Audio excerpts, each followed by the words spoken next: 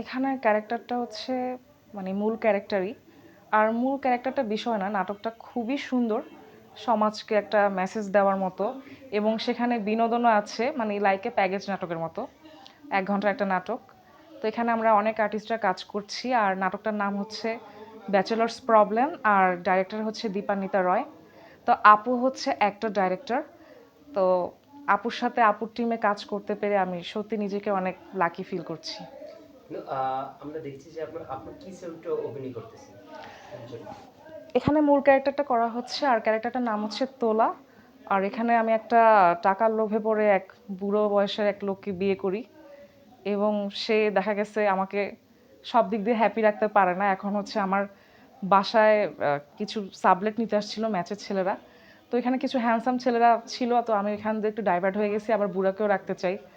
মানে বুঝছেন, মানে কি বলবো, মানে দুইমুখী সাপের মতো অবস্থা আর কি ক্যারেক্টারটা। মানে এতটুকুই বললাম, আর বেশি বলে নাটকটা দেখবেন না। জাস্ট বাস্তবে এরকম না, বাস্তবে আই হেড বুইরা, মানে এইসব দেখতে পারি না। আচ্ছা, আপনি বলেছেন যে আপনার একজনের রেখে আপনার মুরব্বীরে রেখে মেসের স্মার্ট ছেলেদেরকে আপনি পছন্দ করছেন। আপনি কি লাইভে কি আপনার এরকম পছন্দ করবেন কাউকে?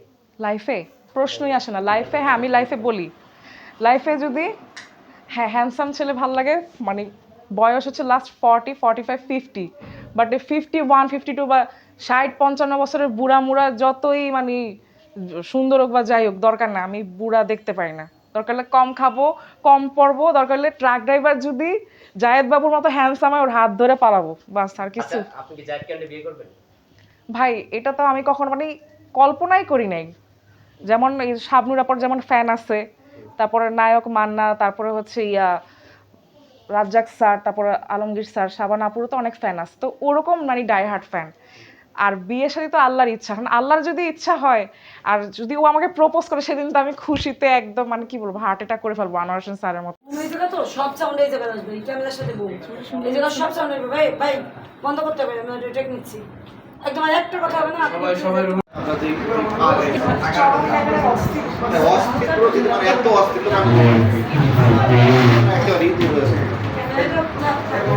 যাই হোক, আজকে ভাইয়া পাখা একটা রুলস দিয়েছে, তার লাস্ট কথা যাই হোক, আমার বাড়িওয়ালার বউ, আমি তার সাথে আসলে আমি বাস্তব জীবনে ওর সাথে আমি নাই।